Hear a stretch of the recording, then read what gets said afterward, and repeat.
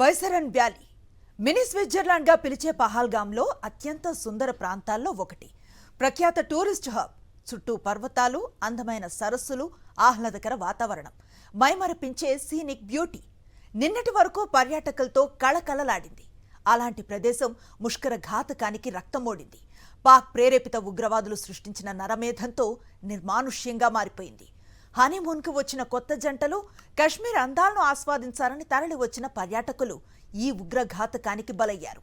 పాక్ ప్రేరేపిత ఉగ్రవాదుల కిరాతక దాడికి తెగబడిన పహల్గామ్లోని బైసరన్ వ్యాలీకి సాక్షి వెళ్లింది. గ్రౌండ్ జీరో నుంచి మరిన్ని వివరాలు మా కరెస్పాండెంట్ రాఘవ అందిస్తారు.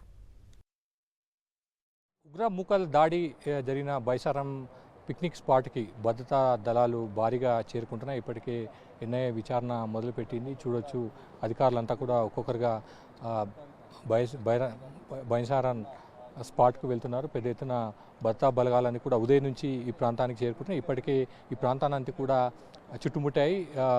లోకల్గా ఉన్న షాప్ కీపర్స్తో మాట్లాడుతున్నారు. ఇప్పటికే అనుమానితులు ఎవరైతే దాడికి పాల్పడ్డారో ఆ టెర్రరిస్టులకు సంబంధించిన స్కెచెస్ కూడా విడుదల చేశారు. ఎన్ఐఏ ఇప్పటికే ఘటన జరిగిన ప్రాంతానికి వెళ్ళి అక్కడ వివరాలు సేకరించే ప్రయత్నం చేసింది. ఇప్పటికీ ఈ ప్రాంతం అంతా కూడా, ఈ పహల్గాం ప్రాంతం అంతా కూడా ఎయిర్ సర్వేలెన్స్ జరుగుతుంది.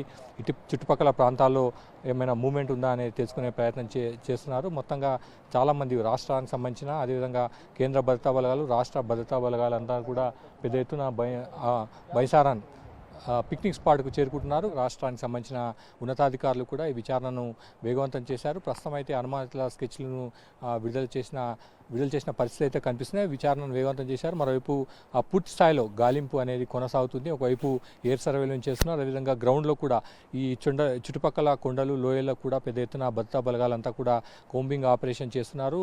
ఎట్టి పరిస్థితుల్లో కూడా ఎవరైతే దాడికి పాల్పడ్డారో వారిపైన ప్రతీకార చర్యలు తీసుకోవాలన్న ఆలోచనతో కేంద్ర ప్రభుత్వం, భద్రతా బలగాలు కూడా ఉన్నాయి. ప్రస్తుతం అయితే లోయల్ అంటే కాశ్మీర్ వ్యాలీలో అంతా కూడా నిశ్శబ్ద వాతావరణం నెలకొంది.